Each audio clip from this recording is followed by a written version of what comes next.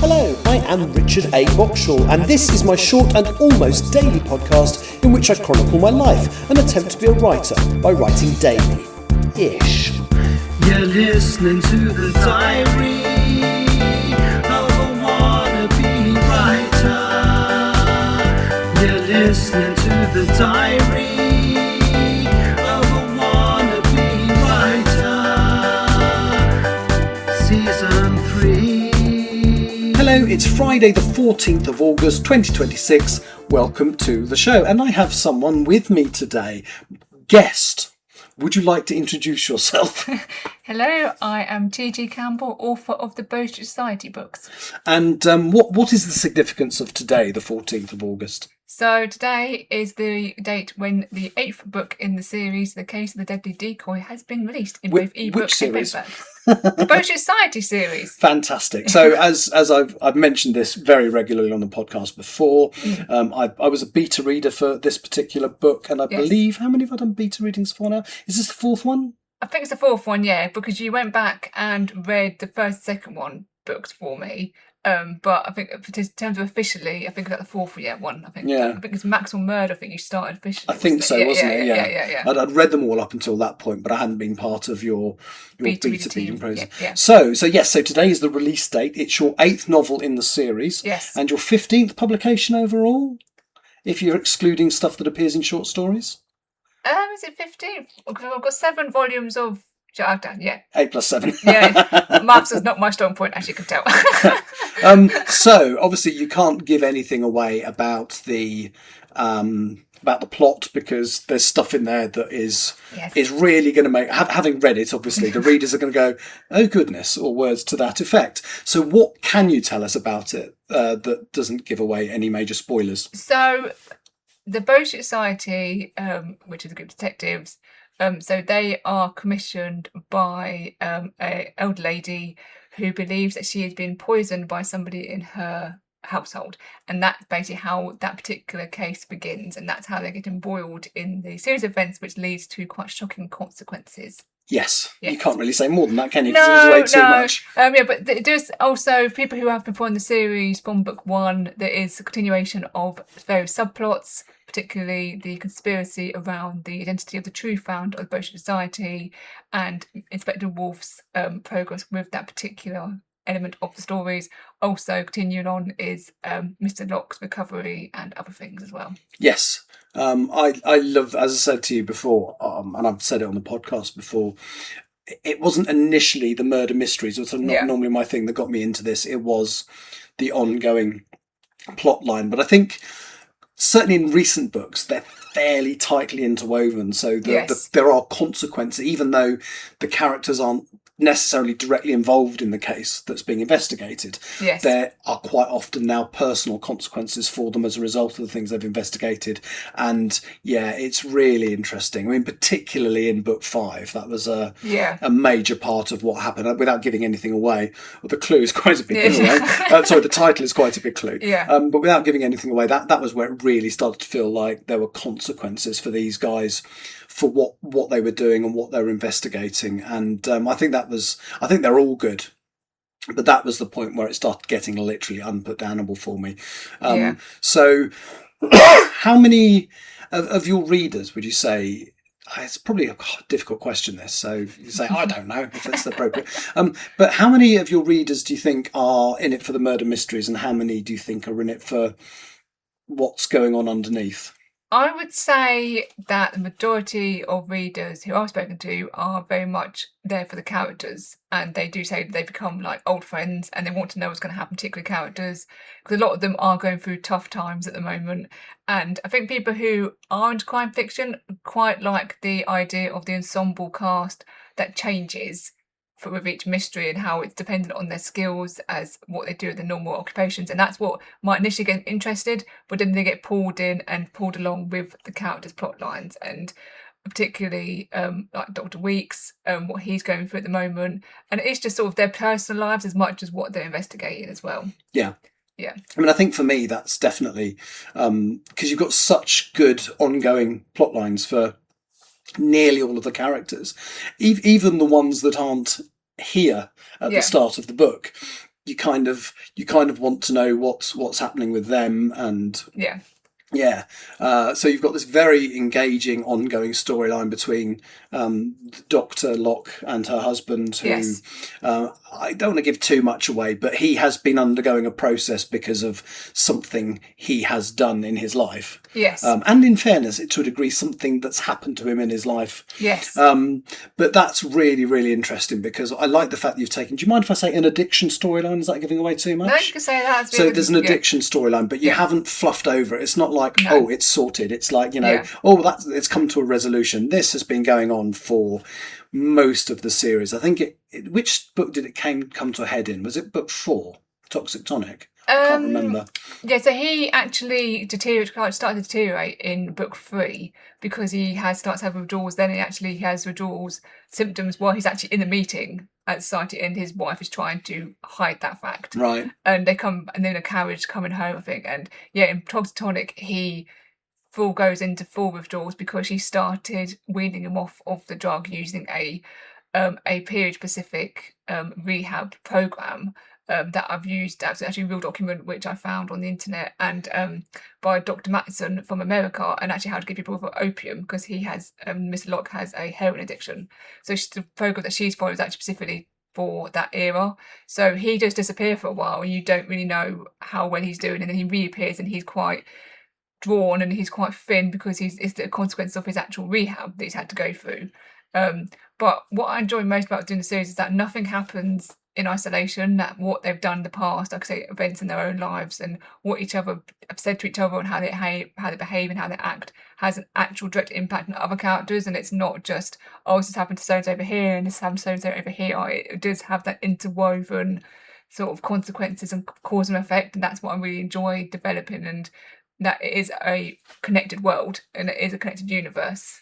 Yeah, I mean, that's just one example of one of the ongoing plot lines you've got involving the characters. There's also I'm not going to call it a love affair, but it's an infatuation by one character, which may have led to something if it wasn't for the way he has behaved. Yes. So that's, obviously, I don't think that's really addressed in the forthcoming book very much, is it? No. I think it's mentioned, but it's not. Yeah.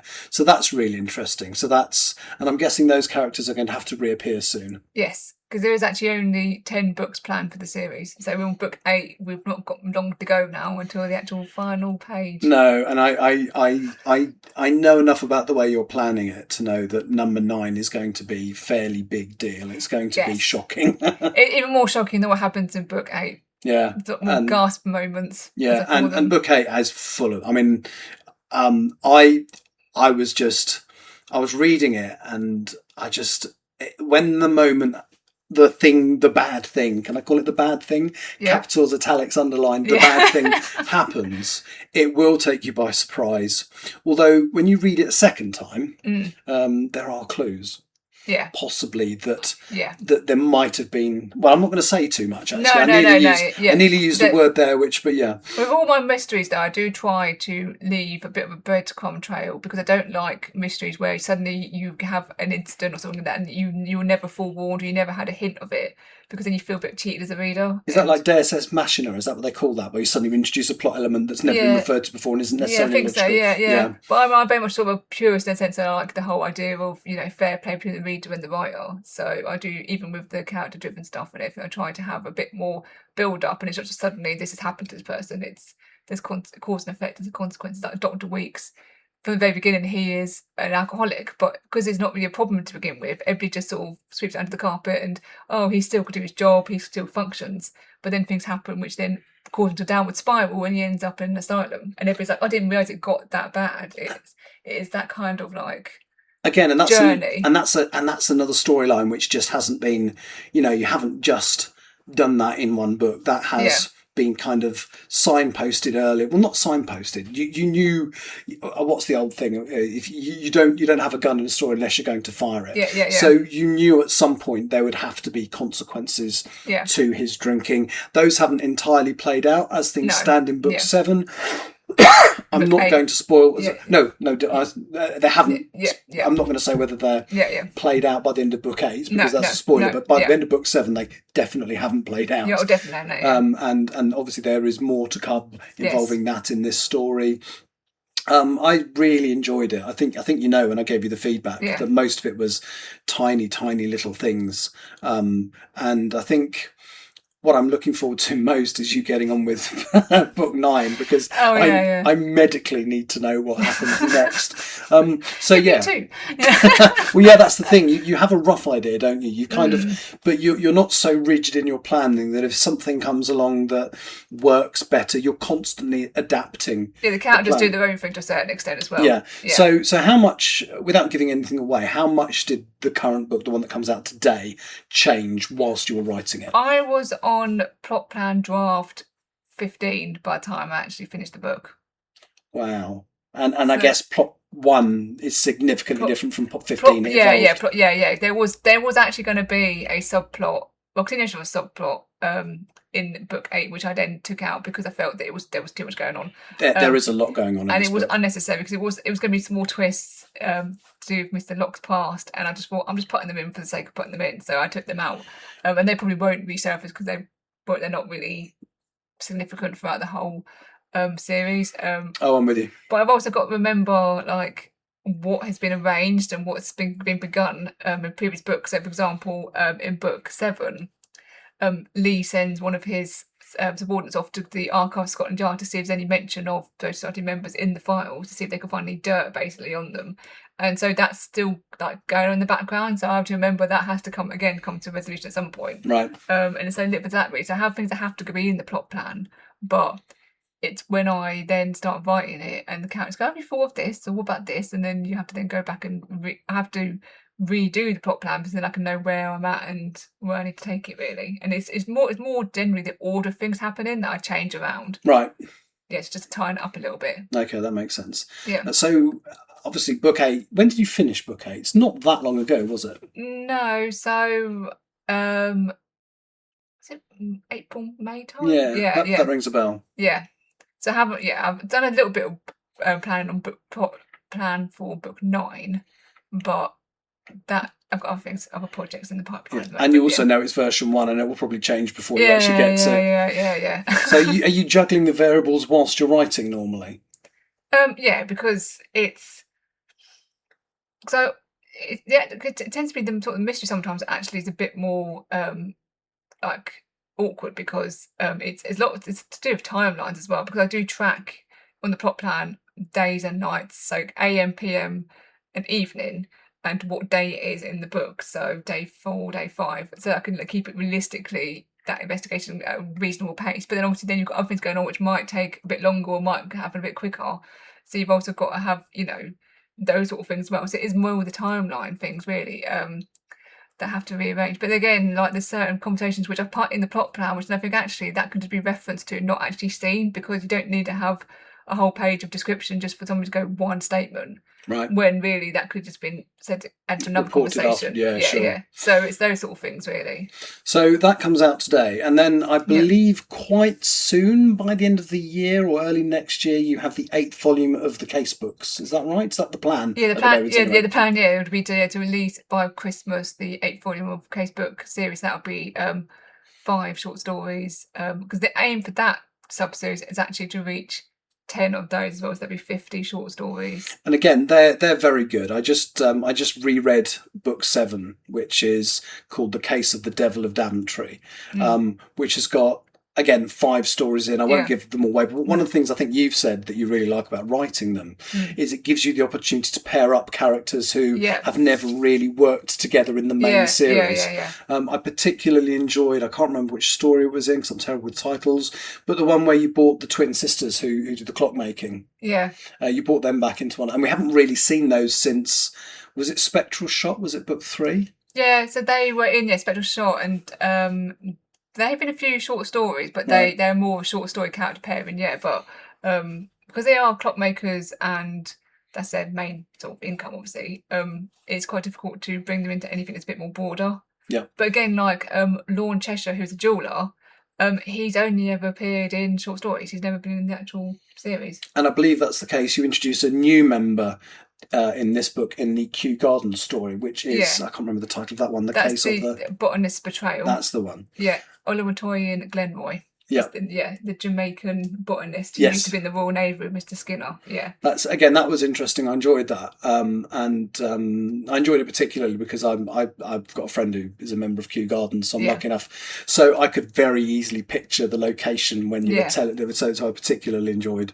that. And in fairness, the case of the Devil of Daventry, which is the final story in the collection. I actually live in Daventry, so the church in there is. Yeah, I do try to use real places where I can. Yeah, yeah, and even the illustration on the front is recognising the church on my town, which was absolutely brilliant. Yeah, it's done quite well on in terms of sales. I think that's probably why, because people have recognised the church. They're like, oh, it's actually Daventry. She's done their research. Yeah, no, I mean honestly, I think that's terrific. I really like the way as well that the short story collection pretty much fits into where the main story is at the time. So, for example, having just reread book 7, or the 7th casebook series, 7th casebook collection, there are little references in there to the fact that Locke, or Mr. Locke, is still recovering. Some little things about him using his walking stick and stuff like that. You know, you haven't used the characters that aren't available because of what's going on in the main storyline.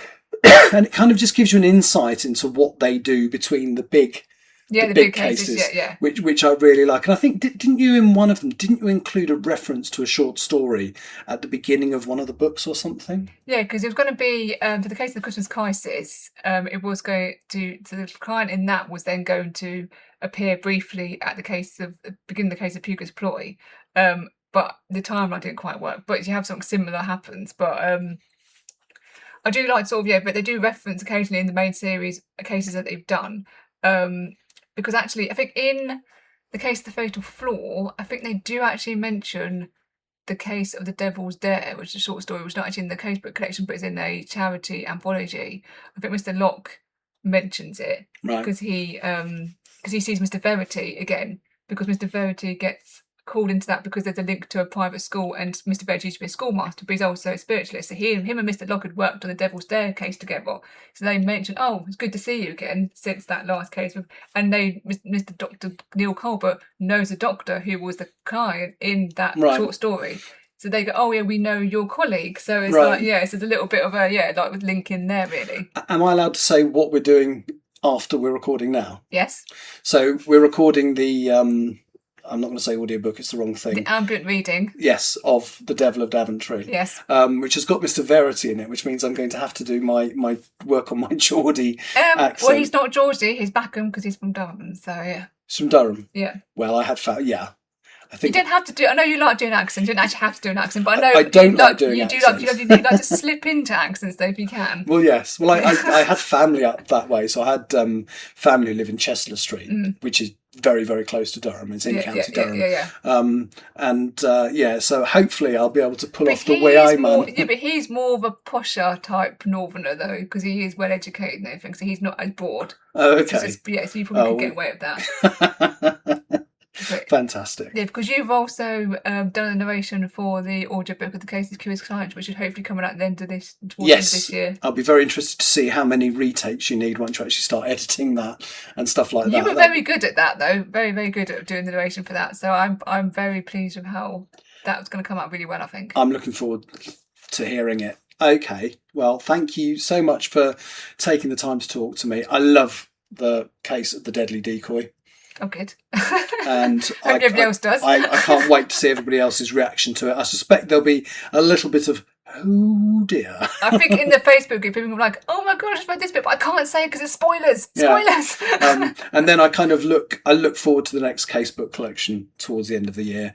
So yeah, I know that was longer than the normal 6 minutes, but I thought that was worth doing. Where can people pick up your books or ebooks or whatever of the things you've written? So from Amazon, so just search for Boastful Society, T.G. Campbell. You can go on there, they're all on there. If you want to find a bit more about me and my books, there's boastsociety.com, which has got these books on there. I've got a newsletter. I've got a Facebook group, Bow Street Appreciation Society, that you can join. And I also have a YouTube channel where I do a monthly web series called In Conversation with streamers, authors, and anybody else who I invite on there, basically. Fantastic. Including yourself. Yes, I was I in the pilot episode? No, you were in season 1. I think you were episode 2, I think. Season 1, yeah. Oh, only episode 2, okay. Yeah, but that is available on the playlist, so you can go and watch that. Thank you so much for taking the time to talk for me. Good luck with the book, and I cannot wait. Get your sentence out, and Richard. I cannot wait to see what you come up with next. Tani Campbell, thank you so much. Thank you.